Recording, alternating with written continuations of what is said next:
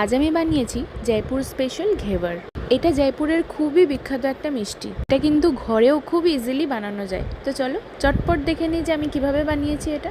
তো প্রথমেই হালকা আঁচে ঘিটাকে গরম করে নিয়ে একটা পাত্রে ঢেলে নেব। এরপর কয়েক টুকরো বরফ দিয়ে সেটা ঘুরিয়ে ঘুরিয়ে যখন ঘিটা একটু জমে যাবে তার মধ্যে একটু একটু করে ময়দা অ্যাড করব। ময়দাটা একটু বেশি পরিমাণে দিতে হবে।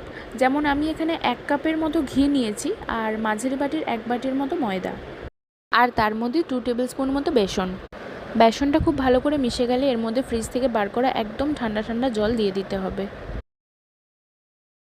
জলটা একটু বেশি পরিমাণে দিতে হবে যাতে পুরো ব্যাপারটা একটু পাতলা পাতলা হয়। জলের পরিমাণটা আর বললাম না, ভিডিওতে দেখলেই বুঝতে পারবে।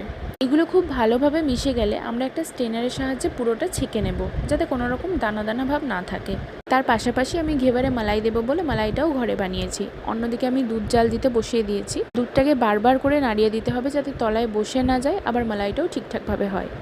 আর দুধের মধ্যে একটু গুঁড়ো দুধ আমি ইউজ করেছি 2 টেবিল স্পুন মতো।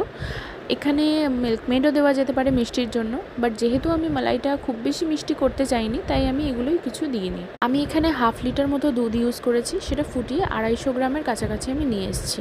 তারপরে দেখো এইভাবে ছেঁকে নিতে হবে পুরো ব্যাপারটা। আজকে আমি কুনাফা ঘেভার বানাচ্ছি, তার জন্য আমি কিছুটা পেস্তা গ্রাইন্ডারে গ্রাইন্ড করে নিয়েছি।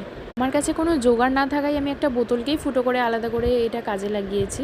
এই পার্টটা ভিডিওতে সবথেকে বেশি ইম্পর্টেন্ট। ঘেভার ছাড়া আর ঘেভারটা তোলা খুব ডিফিকাল্ট, চট করে ভেঙে যায় কারণ এটা এতটাই লাইট ওয়েট হয়। তো তার জন্য কি করতে হবে, প্রথমেই তেলটাকে খুব বেশি গরম করে আঁচটাকে সিম করে দিতে হবে, দেন একটু একটু করে ছাড়তে হবে যেভাবে ভিডিওতে দেখানো হয়েছে। তারপরে যখন মনে হবে যে একটু লাল লাল হয়ে এসছে তখন কাঁটা চামচ দিয়ে চারিদিকটাকে ছাড়িয়ে নিয়ে তারপরে সেটাকে তুলতে হবে। আমারও প্রথমবার এটা ভেঙে গেছিলো, আমি ঠিকঠাক করে তুলতে পারিনি। আর এদিকে মিষ্টির জন্য সুগার সিরাপ বানাচ্ছি। 1 কাপ পরিমাণ মতো চিনি, সেই কাপেরই 1 কাপ জল দিয়ে খুব ভালো করে ফুটিয়ে যখন চিটচিটে হয়ে যাবে তখন নামিয়ে দেব। এর মধ্যে আমি কিছুটা স্যাফরানও দিয়েছিলাম।